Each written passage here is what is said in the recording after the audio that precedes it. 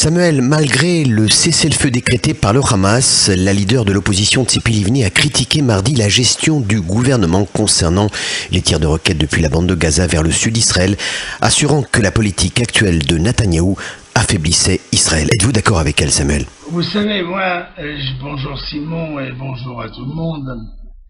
Je suis rarement d'accord avec Tzipi Livni, qui, si vous voulez, m'a un petit peu déçu, je peux presque dire profondément, depuis que j'ai senti chez elle cet appétit immense à devenir Premier ministre, à diriger Israël, si vous voulez, à devenir la nouvelle Golda Meir, notre ancienne Premier ministre.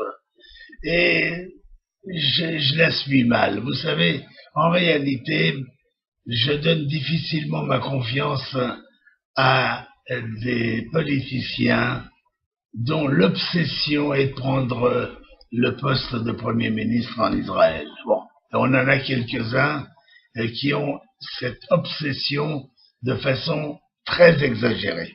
Alors, Tzipi Livni, pour moi, est dans ce cas. Ceci étant, si vous voulez, depuis quelques jours, moi, j'ai lancé, si vous voulez, un nouveau débat. J'ai dit, voilà, on a encore tué des juifs parce qu'ils étaient juifs, et 8 personnes sont mortes sur la route. Et bon, je pense que à un moment donné, un jour, et j'espère que beaucoup de juifs seront d'accord avec moi, un jour il faut dire assez.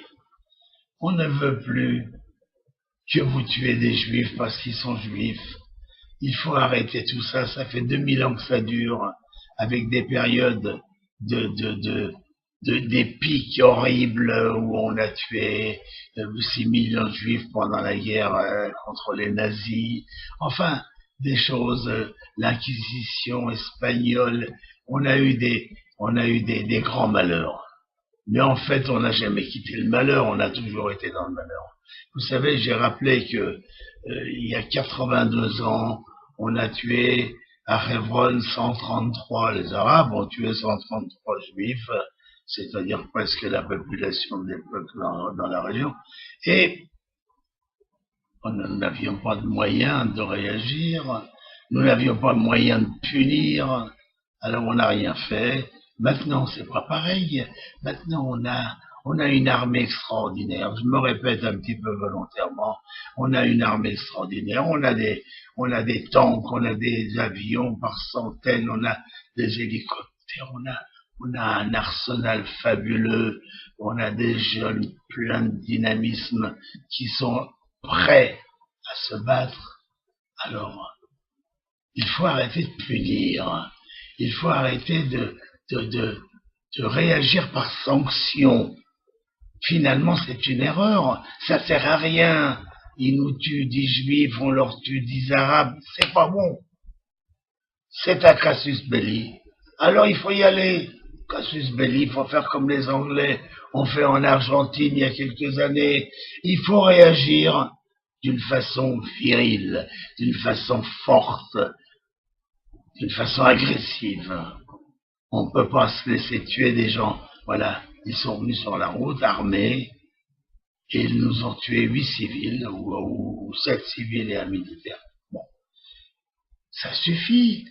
À quel moment va-t-on dire ça suffit? Quand est? Qui va décider ça? À quel moment on va dire bon ça va, on a tué des juifs pendant 2000 ans, on nous poursuit comme des chiens, ça va, c'est terminé.